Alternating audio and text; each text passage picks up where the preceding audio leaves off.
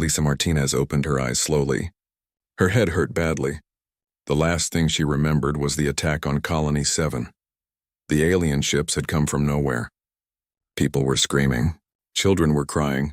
She had been helping kids get to the safety bunkers when something hit her from behind. Now she was somewhere else. The walls around her were white and smooth. They looked like metal but felt warm to touch.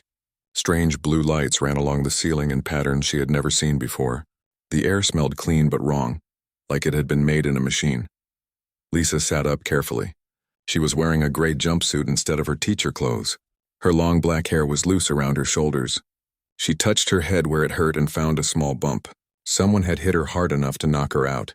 She was not alone. Other women were waking up around her. Lisa counted them quickly. 50 beds in neat rows. 50 women, all looking scared and confused. They were all young, maybe between 18 and 30 years old. Some were crying quietly. Others just stared at the ceiling. "Where are we?" asked a woman with red hair. She looked like she might be from one of the mining colonies. Her hands were rough from hard work. "I don't know," Lisa said. She stood up and walked to what looked like a door. There was no handle. She pushed on it, but nothing happened. The door won't open. More women were sitting up now. They all wore the same gray jumpsuits. Lisa noticed that everyone looked healthy and strong. No old women. No children. Just young adults who could have babies. That thought made Lisa's stomach feel sick. A soft sound came from the walls. Then a voice spoke in words Lisa did not know. The language sounded like birds singing, but with hard clicking sounds mixed in. After a moment, the voice spoke again in English. "Greetings, selected ones. You are safe aboard the research vessel Nexus Prime. Please remain calm while we prepare for your orientation." "Research vessel?" said a blonde woman near Lisa. "What kind of research?" The voice did not answer. Instead, part of the wall opened up. 3 figures walked in. They were not human. Lisa had seen pictures of aliens before, but seeing them in person was different. They were tall, maybe 7 feet high. Their skin was blue-gray and looked like it had tiny scales. They had 4 arms and long fingers with too many joints. Their heads were larger than human heads, with big black eyes that had no whites at all. When they moved, they seemed to float instead of walk. The one in front wore something that looked like a white coat. The other 2 had black uniforms with strange symbols on them. All 3 carried devices that might have been weapons or tools. "I am Dr. Zixana," said the one in white. Her voice came from a small box on her coat, translating her bird-like language into English. "You have been brought here for an important purpose. Your species has qualities we need to study." "You kidnapped us," said the red-haired woman. She stood up and faced the aliens. "We want to go home." "That is not possible," Dr. Zixana said. "You have been selected based on your genetic profiles. Each of you represents the best examples of human breeding potential." Lisa felt cold all over. "Breeding potential?" "Yes, humans have unusual abilities. Your bodies adapt to almost anything. Your minds are flexible. Your emotional responses create physical changes that we do not understand. We need to study these traits." One of the uniformed aliens stepped forward.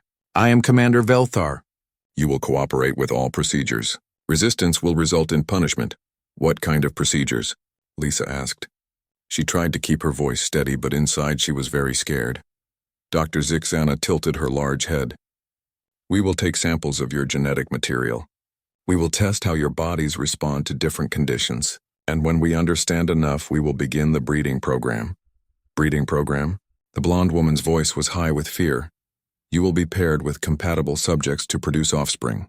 These children will combine human adaptability with Cathari strength and intelligence. They will serve the Empire as soldiers and workers." The room exploded with angry voices. Women were shouting and crying. Some tried to rush toward the door, but the uniformed aliens pointed their devices at them. Blue light shot out, and the women who had been running fell down, shaking. "Please remain calm," Dr. Zixana said.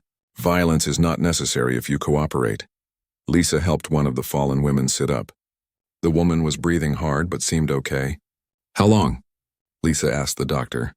"How long before this breeding program starts?" "Genetic testing will take 3 days. Physical preparation will take 2 more days. The first pairing ceremonies will begin in 1 week." "Pairing ceremonies," Lisa repeated.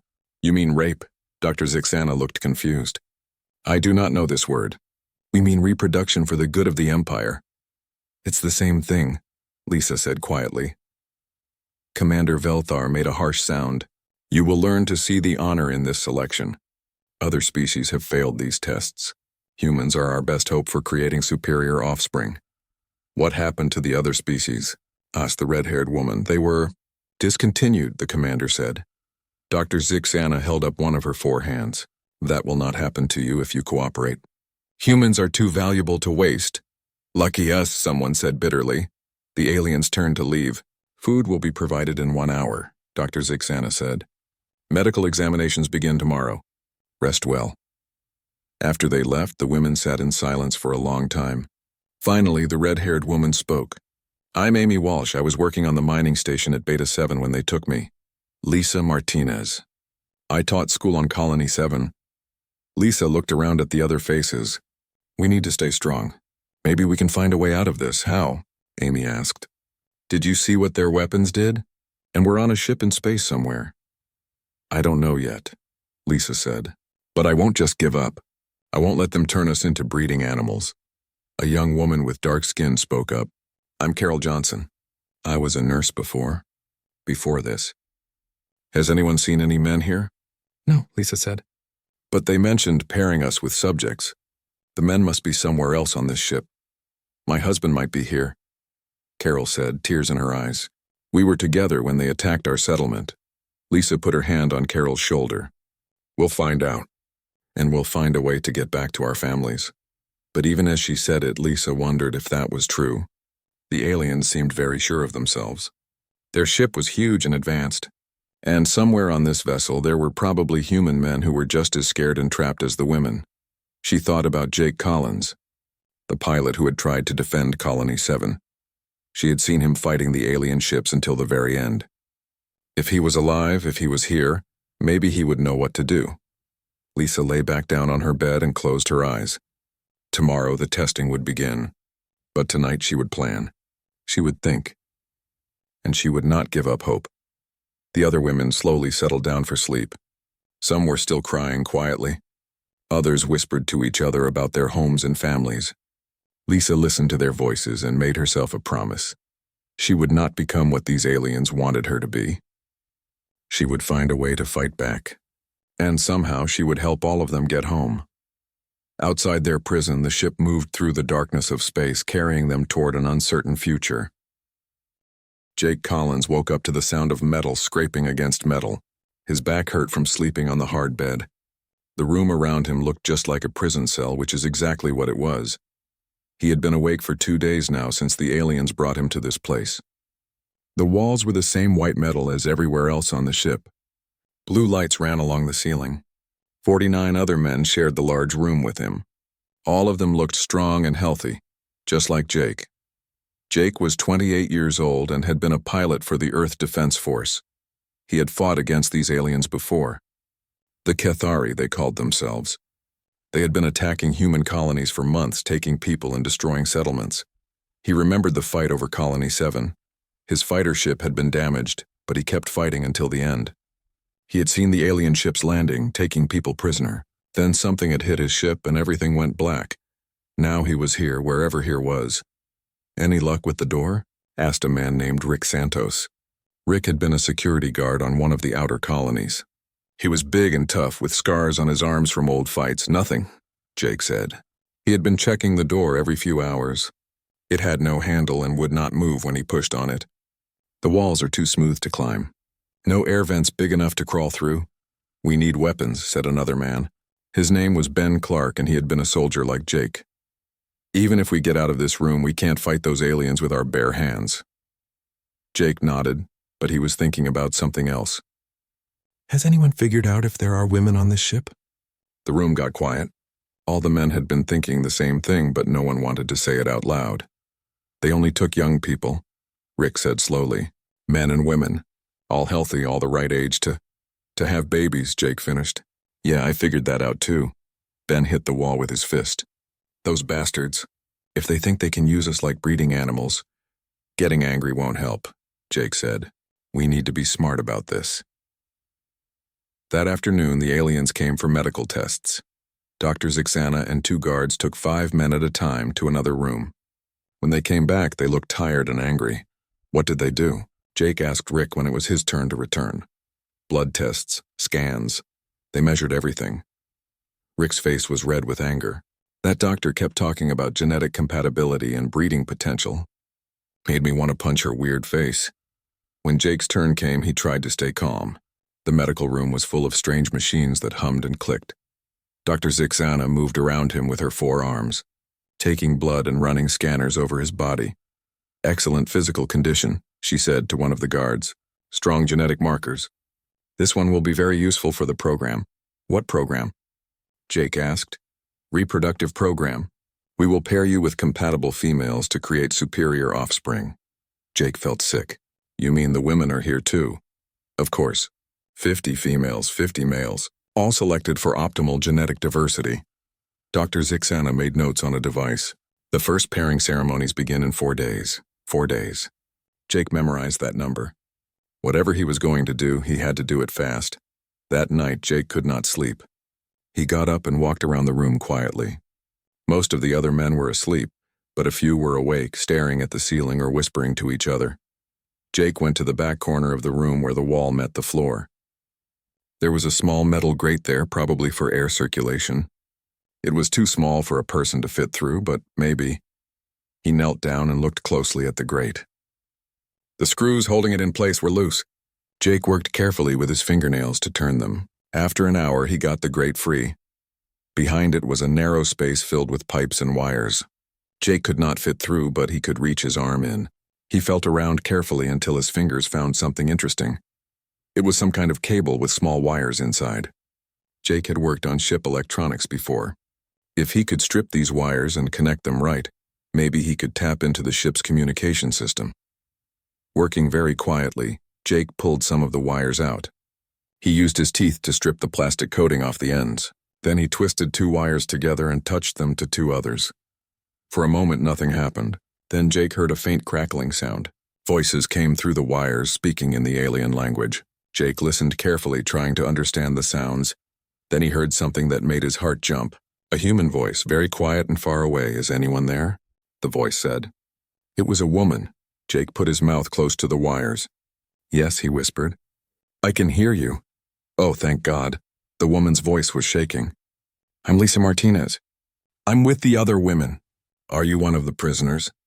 Jake Collins. I'm in the men's section. How many of you are there? 50 women. You? 50 men. Jake thought quickly. Lisa, do you know anything about this ship? How big it is, where we are? I've been watching the guards. There are at least 20 aliens on this ship, maybe more. They have weapons that shoot some kind of energy beam. It knocks people out. I saw those weapons too. Lisa, they told me the breeding program starts in 4 days. Lisa was quiet for a moment. They told us the same thing. Jake, I won't let them do this to us. There has to be a way to fight back. Jake felt a strange feeling in his chest. He did not know this woman, but something in her voice made him want to protect her. I'm working on an escape plan, but I need more information first. What can I do to help? Watch the guards. Count how many there are when they change shifts, what weapons they carry. And Lisa, try to keep the other women calm.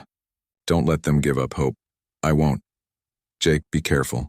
If they catch you using their communication system, I know. But this might be our only chance to coordinate. They talked for a few more minutes, sharing information about their sections of the ship. Lisa told him about Dr. Zixana and Commander Velthar. Jake told her about the layout of the men's area and what he had learned about the ship's systems. I have to go, Lisa whispered. I think someone's coming. The connection went dead. Jake quickly put the grate back in place and returned to his bed. His heart was beating fast, but for the first time since waking up on this ship, he felt hope. The next day, the aliens took more men for testing. Jake watched everything carefully. The guards always came in groups of 2. They carried their weapons on their belts, but they did not seem very worried about the human prisoners. That was their first mistake. Jake also noticed that the guards changed shifts every 8 hours. During the shift change, there was a brief moment when only one guard was watching the door. That might be useful. When it was Jake's turn for testing again, he paid attention to the route they took. The medical room was 3 corridors away from the men's section. He counted doors and memorized the path. In the medical room, Dr. Zixana ran more tests. Your genetic profile is exceptional. she told Jake. You will be paired with one of our best female subjects. What if I refuse? Jake asked. Refusal is not possible. You will be sedated if necessary. Jake felt anger burning in his chest, but he kept his face calm. What about the women? Do they get a choice? Choice is irrelevant. This is for the good of the Empire. Dr. Zixana made more notes. Your offspring will be strong and intelligent. They will serve the Ketheri for many years. As slaves, you mean? As valuable assets. That night, Jake contacted Lisa again through the communication system. She had been watching the guards too and had noticed the same shift change pattern. Jake, I've been talking to the other women, Lisa said. Some of them want to fight, but others are too scared. They think cooperation is the only way to survive. What do you think? I think cooperation means becoming exactly what these aliens want us to become. I'd rather die fighting than live as a breeding animal. Jake felt that strange feeling in his chest again. This woman had courage. Lisa, I'm going to try something tomorrow during the shift change. If it works, I might be able to get out of our section. What then? I find you, and then we find a way off this ship. Jake, that's crazy. You don't even know where the women's section is. I'll figure it out. Lisa, will you trust me? Lisa was quiet for a long moment. Yes, she said finally. I'll trust you. Good. Tomorrow night, be ready. If my plan works, things are going to happen fast. After they disconnected, Jake lay on his bed and stared at the ceiling. He thought about Lisa's voice, strong but scared. He thought about all the women who were depending on him to do something. He thought about the children these aliens wanted to create, and how those children would grow up as slaves. Jake had been a soldier for 6 years. He had fought in space battles and survived crash landings. But this was different. This was not just about fighting enemies. This was about saving innocent people and stopping something terrible from happening. He looked around the room at the other sleeping men. Tomorrow he would have to tell them about his plan. Some would want to help. Others might be too afraid, but Jake had made his decision. He was going to get Lisa and the other women out of here, or he was going to die trying. The ship hummed quietly around them as it moved through space, carrying them toward their planned fate. But Jake Collins was not planning to cooperate with that fate. He was planning to change it. Lisa felt the needle go into her arm again. Dr. Zixana was taking more blood the third time today. The alien doctor's forehands moved quickly, filling small tubes with dark red liquid. Your blood chemistry is very unusual, Dr. Zixana said. She held up one of the tubes and looked at it carefully. The other subjects show normal stress responses. Your body is reacting differently. Lisa did not answer. She had learned that saying nothing was sometimes the best choice. For 3 days now, the aliens had been running tests on all the women. Blood tests, brain scans, physical examinations. Each day, the tests got harder to endure. But something strange was happening to Lisa. Instead of feeling weaker, she felt stronger. Her body seemed to be fighting back against whatever the aliens were doing to her. We will begin the genetic modification process tomorrow, Dr. Zixana continued. Your body will be prepared to carry hybrid offspring. The procedure is usually painful, but it is necessary. Lisa's stomach turned cold. What kind of modification? Your reproductive system will be altered to accept Kethari genetic material. Your immune system will be suppressed so it does not reject the hybrid embryos. Your hormone levels will be adjusted for optimal pregnancy conditions. You're going to change my body so I can have alien babies. Yes, it is an honor. You should be grateful, Lisa wanted to scream. Instead, she kept her voice calm. What if my body rejects the modifications? Dr. Zixana paused. That has happened with some subjects from other species. Those subjects were discontinued. But human biology is more adaptable. We do not expect problems. After the examination, Lisa was taken back to the women's section. The other women looked at her with worried faces. They had all been through similar tests, and everyone was scared. What did they do to you today? Asked Amy Walsh, the red-haired woman from the mining colony. More blood tests, and they told me about the genetic modifications. Lisa sat down on her bed. They're going to start tomorrow. Carol Johnson, the nurse, put her hand on Lisa's shoulder. Are you okay? You look different. Lisa looked at her hands. Carol was right. Her skin looked healthier somehow. Her fingernails were stronger. Even her hair seemed thicker than before. I feel strange, not sick, just different.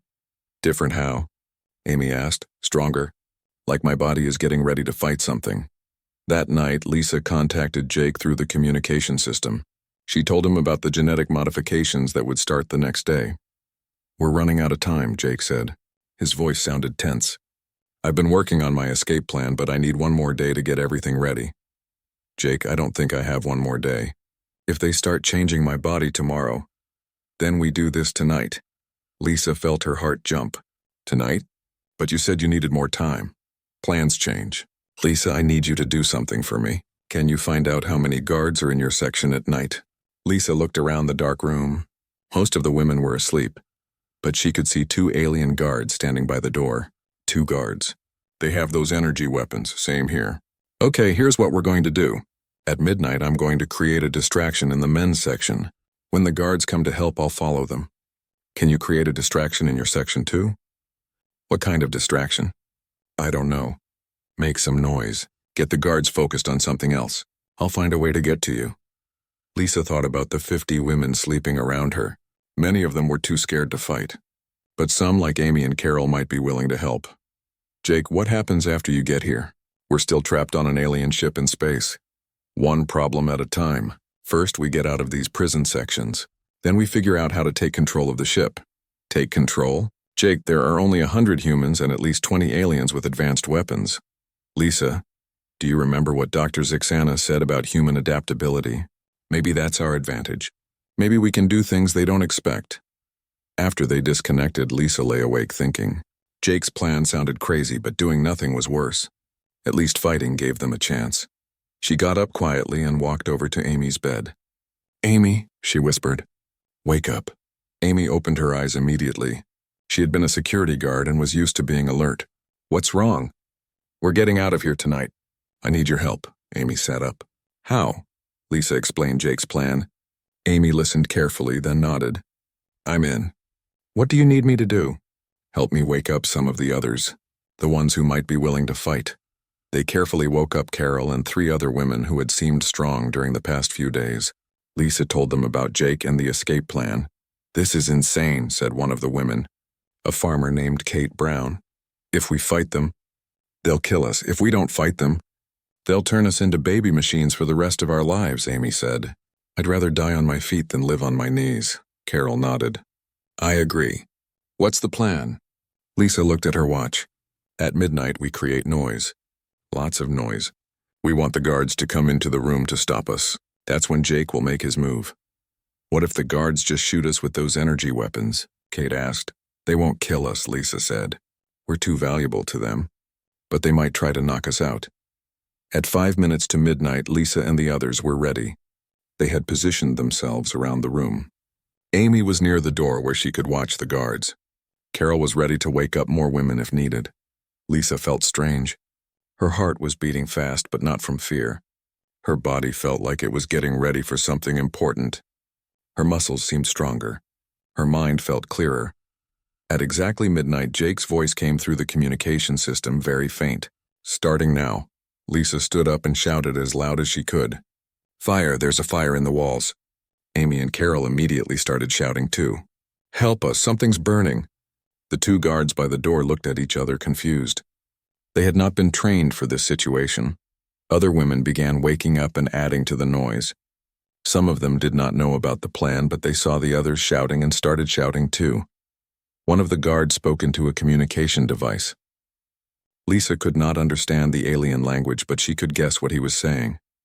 A few moments later, the door opened and 2 more guards came in. Now there were 4 aliens in the room, all trying to figure out what was happening. There is no fire, one of the guards said in English. Return to your sleeping areas immediately. Check the walls. Lisa shouted. I can smell smoke. The guards spread out to examine the walls. They were confused and distracted, exactly what Jake needed. Suddenly, all the lights in the room went out. In the darkness, Lisa heard strange sounds from the corridor outside. There were shouts in the alien language and the sound of energy weapons firing. What's happening? One of the guards said. Emergency lights came on, casting everything in red.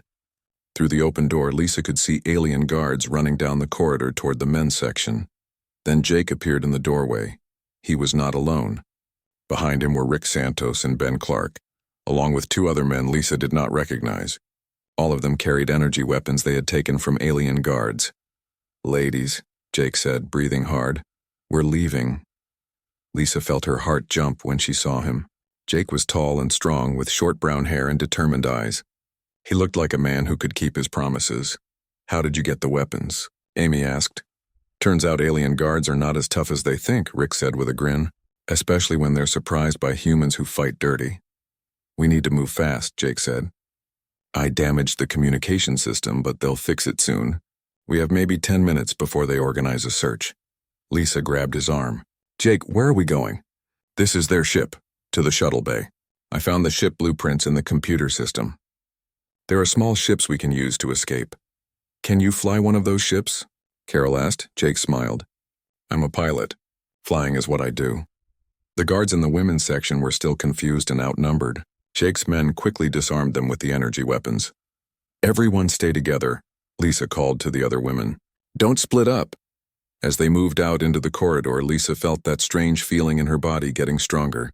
It was like every cell was waking up, getting ready for action. She felt faster and stronger than she had ever felt before. Behind them, alarm sounds started echoing through the ship. The Cathari had figured out what was happening. "This way," Jake said, leading them down a corridor lined with alien symbols. Lisa ran beside him, keeping pace easily despite the fast speed. "Jake, there's something happening to me. To my body, I feel different. Different how? Stronger, faster, like whatever they did to me backfired." Jake glanced at her as they ran. "Maybe that's good. We're going to need every advantage we can get." Ahead of them, more alarm sounds were getting louder. The hunt was beginning. But for the first time since waking up on this ship, Lisa felt hope. They were no longer prisoners waiting for a terrible fate. They were humans fighting back, and somehow she felt like her body was becoming a weapon the aliens had not expected. The alarm sounds were getting louder. Jake led the group of humans through corridors that all looked the same. Behind them, they could hear alien voices shouting orders and the sound of heavy footsteps. "How much further?" Lisa asked. She was running beside Jake, and he noticed she was not even breathing hard. Everyone else was getting tired, but Lisa seemed to be getting stronger. "2 more corridors," Jake said. He checked the map he had memorized. The shuttle bay should be just ahead. Rick Santos was bringing up the rear with the other armed men. "We've got company," he shouted. "Alien guards coming up fast." Jake turned to see 6 Cathari soldiers rounding the corner behind them. Their energy weapons were already charging up with blue light. "Everyone down," Jake yelled. The humans dropped to the floor just as energy beams shot over their heads. The beams hit the wall in front of them, leaving black burn marks on the white metal. "Return fire," Jake ordered. Rick and the other men shot back with their captured weapons. Blue energy bolts flew in both directions down the narrow corridor. The aliens took cover behind support pillars, but they kept advancing. "We're trapped," Ben Clark said. "Can't go forward with them shooting at us, can't go back." Lisa looked around quickly. The corridor had several doors on both sides. "What about those rooms?" "Could be anything," Jake said. "Storage, more prison cells, alien quarters." "Better than staying here," Amy Walsh said. Jake made a quick decision. "Everyone into that room on the right, move." The humans rushed through the nearest door. Jake expected to find another empty room, but instead they entered what looked like a control center. Banks of computers lined the walls, all showing displays in the alien language. "What is this place?" Carol Johnson asked. Lisa walked over to one of the computer screens. Strange symbols scrolled across it in patterns that almost looked familiar. "I think this is some kind of monitoring station." Dr. Zixana's voice came over the ship's communication system, speaking in English. "Attention, escaped subjects. You cannot leave this vessel. Return to your detention areas and you will not be harmed." "Like hell," Rick muttered. Jake was studying the computer displays. These look like ship systems. Navigation, life support, communications. He found a screen that showed a map of the ship. "There. The shuttle bay is right where I thought it was." Lisa was still staring at the scrolling symbols on another screen. Something about them was making her head feel strange. Not painful, but like her brain was trying to understand something new. "Lisa?" Jake said. "You okay?" "These symbols," Lisa said slowly. I think I can read some of them." Everyone turned to look at her. "That's impossible," Ben said. "You don't know their language." Lisa touched the screen. As soon as her finger made contact, the symbols changed. They started forming patterns that looked more like English letters. This screen is showing biological data. Heart rates, brain activity, genetic markers. How can you read that? Jake asked. I don't know.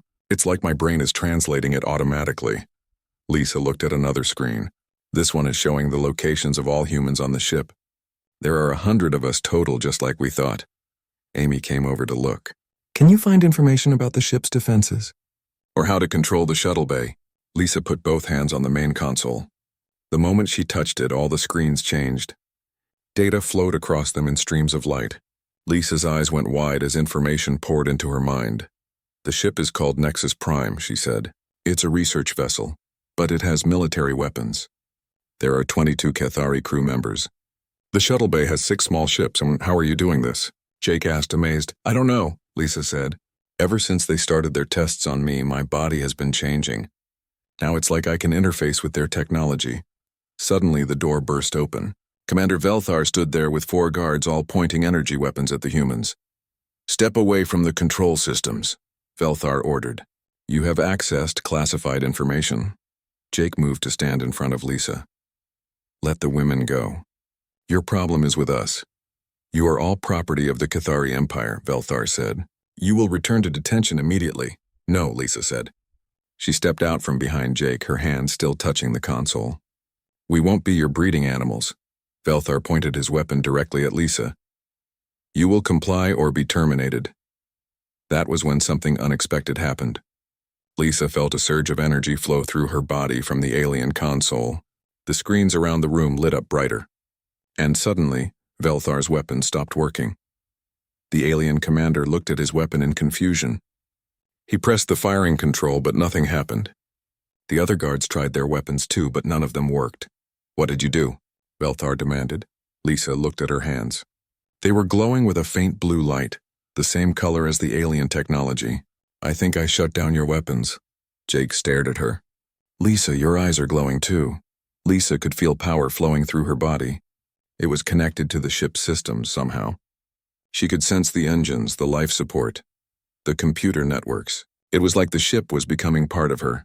Impossible, Velthar said. Humans cannot interface with Cathari technology. Maybe that's changing, Lisa said. She focused on the ship's communication system, and suddenly her voice was being broadcast throughout the entire vessel. All humans, this is Lisa Martinez. We are taking control of this ship. Fight back. The alien weapons are disabled. Through the ship's sensors, Lisa could see what was happening in other parts of the vessel. The remaining human prisoners were starting to rebel. Without working weapons, the alien guards were being overpowered by angry humans who outnumbered them. Dr. Zixana's voice came over the communication system. This is impossible. The genetic modifications were supposed to make her more compliant, not give her technological abilities. Looks like your experiment backfired, Jake said to Velthar. The alien commander was backing toward the door. You do not understand what you are doing. This ship has important research data. Destroying it would be a great loss to science. We're not destroying anything, Lisa said. We're taking it. She focused her new abilities on the ship's navigation system. Suddenly, she knew exactly where they were. The ship was 3 days away from a major Cathari military base where the breeding program was supposed to be expanded. Jake, she said, we need to change course. They were taking us to a place where there are thousands more prisoners. Jake nodded. Can you control the ship's movement? Lisa put her full attention on the navigation system. She could feel the ship's engines responding to her thoughts. Slowly, the vessel began to turn away from its original course. Warning, Dr. Zixana's voice said over the communication system. Unauthorized course change detected. All security teams to the bridge. I don't think so, Lisa said. She shut down the internal transport systems, trapping the alien crew members wherever they were. Velthar was looking at Lisa with something that might have been fear. You are not human anymore. Yes, I am, Lisa said firmly. I'm just a human who refuses to be what you wanted me to be. Jake moved closer to Lisa. Are you okay? This power you have, is it hurting you? Lisa looked at him and smiled. The blue glow in her eyes was getting brighter, but she still looked like herself. I feel better than I've ever felt in my life. It's like every cell in my body is working perfectly. Amy Walsh was watching the displays that showed other parts of the ship. Lisa, the other humans have taken control of 3 more sections. The aliens are trapped in their quarters and the medical areas. Good, Lisa said. Jake, we need to get to the shuttle bay. Not to escape, but to make sure the aliens can't call for help. As they left the control room, Velthar called after them. You cannot control what you do not understand. That technology will consume you. Lisa turned back to him. Maybe. But it's my choice to make. They made their way to the shuttle bay without any more fighting. The alien weapons were still disabled, and most of the crew was either trapped or had surrendered. In the shuttle bay, Jake looked at the alien ships with amazement. These are incredible. More advanced than anything humans have built. Can you fly them? Lisa asked. With your help, probably. You seem to understand their technology better than anyone. Lisa put her hand on the nearest shuttle. Immediately she could sense how it worked. The engines, the controls, the navigation systems. It's like reading a book, she said. I can see how everything fits together. Rick Santos and the other men were bringing captured aliens to the shuttle bay. What do we do with them? Rick asked. We don't hurt them, Lisa said. But we don't let them go either. They have information we need about other prison ships and breeding facilities. Dr. Zixana was among the prisoners. She looked at Lisa with scientific curiosity rather than fear. Your transformation is remarkable, she said. I would very much like to study what has happened to you. The studying is over, Jake said firmly. But Lisa was thinking about something else. Through the ship's sensors, she could detect other vessels in the area. Some of them were human ships, probably search and rescue teams looking for the missing colonists. Jake, she said, I can contact Earth. I can tell them where we are and what's happening. Do it. Lisa focused on the communication system and sent out a broad transmission on human frequencies. Within minutes, 6 months later, Lisa stood on the bridge of the ship that had once been called Nexus Prime. The humans had renamed it Free Spirit, and it now served as the command center for rescue operations across the galaxy. Lisa looked different than she had before. The blue glow in her eyes had become permanent, and her hair had grown longer and stronger. Her connection to alien technology had continued to develop, making her one of the most important people in the war against the Cathari Empire. But despite all the changes, she was still human. Still the teacher who had tried to save children on Colony 7. Still the woman who had refused to give up hope in an alien prison. Status report, Jake said as he joined her on the bridge. He was now the captain of Free Spirit, leading a crew of humans and reformed Cathari who had chosen freedom over empire.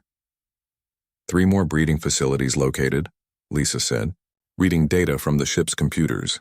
1 near the Beta Sector, 2 in the Outer Rim. Admiral Kim's fleet is moving to intercept. Jake nodded. Any word from Dr. Zixana's team? Lisa smiled. They've identified 17 more species that were subjected to forced breeding programs. Most of them thought they were extinct, but some survivors are still being held on prison ships. Dr. Zixana had become one of their most valuable allies. After seeing what the breeding program had done to innocent people, she had testified against the Cathari Empire and now worked to undo the damage her research had caused. The doctor wants to see you, Jake said. She says it's important. Lisa made her way to the medical section where Dr. Zixana had set up a new laboratory. The alien scientist was studying samples of Lisa's blood under a microscope.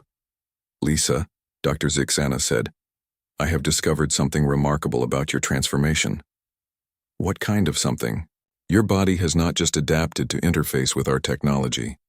It has developed immunity to genetic manipulation. You cannot be changed against your will anymore. Lisa sat down. What does that mean? It means the breeding program could never have worked on you. Your body would have rejected any attempt to create hybrid offspring. More importantly, this immunity appears to be spreading to other humans who spend time near you.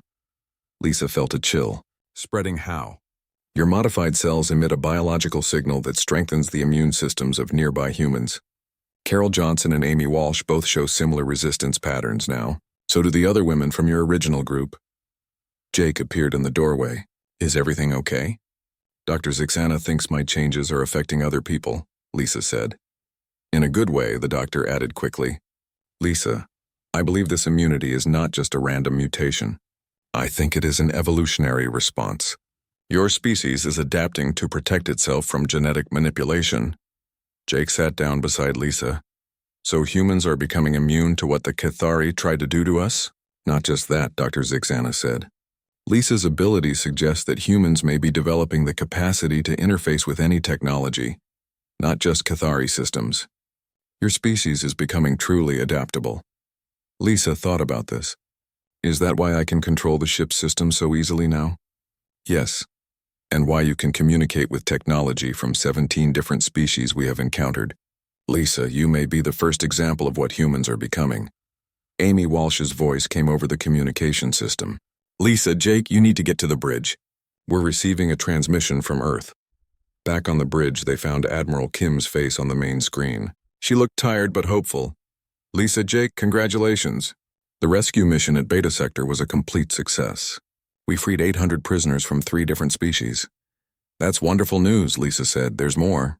The Cathari government has agreed to negotiate. They want to discuss ending the breeding programs and releasing all remaining prisoners. Jake frowned. Why the sudden change of heart? Admiral Kim smiled. Because word is spreading throughout their empire about what happened to Nexus Prime. Other species are starting to rebel, and they're using the techniques you developed. The Cathari are realizing they can't control everyone. Lisa felt a warm feeling in her chest. What do they want from us? They want to meet with you specifically, Lisa. They're calling you the immunity bringer. They want to understand how you developed your abilities. And if I refuse? That's your choice.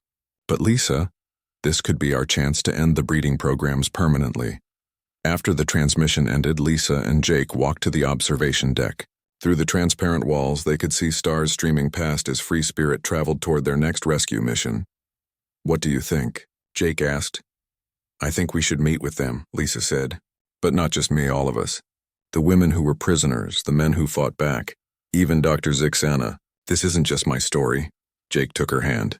Are you sure? You're taking a big risk. Lisa looked at their joined hands.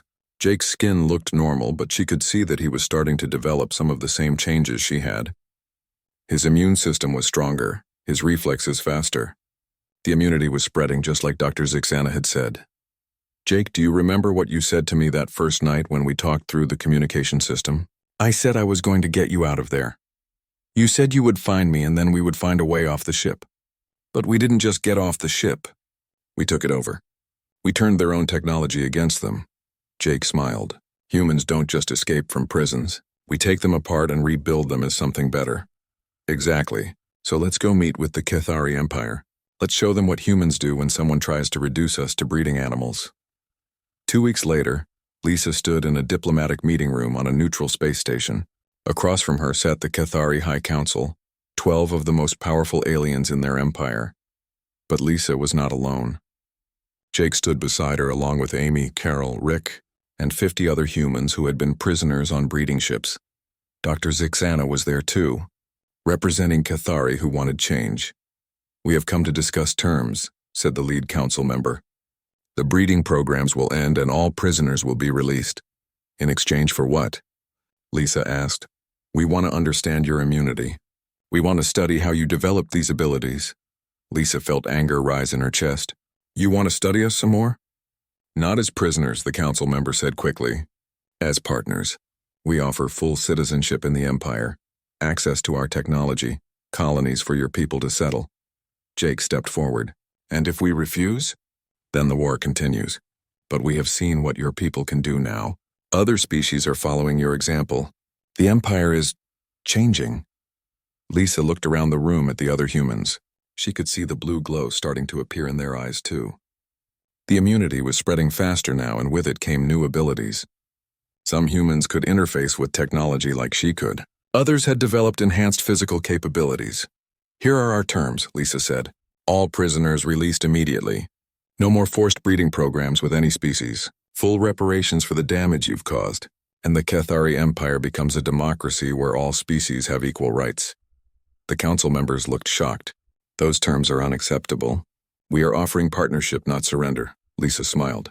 Then the war continues. But council members, you should know something. Humans don't just develop immunity to your breeding programs. We develop immunity to your entire way of thinking. She gestured to the other humans in the room. Every person here was selected because you thought we would be easy to control. Instead, we've become proof that free beings cannot be reduced to tools for someone else's empire. Amy Walsh stepped forward. We've already freed 12,000 prisoners from 17 different species. They're all developing similar immunities now. Your empire is crumbling because people refuse to be property. The lead council member was quiet for a long moment. What you are describing is the end of Cathari civilization as we know it. No, Dr. Zixana said. It is the beginning of something better. I have seen what cooperation looks like instead of domination. I have seen what happens when people choose to work together instead of forcing others to serve. Jake put his hand on Lisa's shoulder. The choice is yours. But understand this. Humans protect what we love. And we love freedom. The council deliberated for 3 hours. When they returned, their decision was unanimous. We accept your terms, the lead member said. The Cathari Empire will transition to a democratic federation. All breeding programs will end. All prisoners will be freed. Lisa felt tears in her eyes. And the reparations? We will provide technology and resources to help rebuild the worlds we damaged. It will take generations, but the debt will be paid. 6 months after that, Lisa and Jake stood on the deck of Free Spirit once again. But now they were not alone. The ship had become home to a crew of 300 beings from 20 different species, all working together to explore the galaxy and help others who needed freedom. Lisa wore a simple white dress. Jake wore his old Earth Defense Force uniform, cleaned and pressed for the occasion. Around them, their friends and crew members had gathered for a celebration. Do you, Lisa Martinez, take Jake Collins to be your husband? Asked Captain Amy Walsh, who had become qualified to perform marriages. I do, Lisa said. Do you, Jake Collins, take Lisa Martinez to be your wife? I do. Then by the authority granted to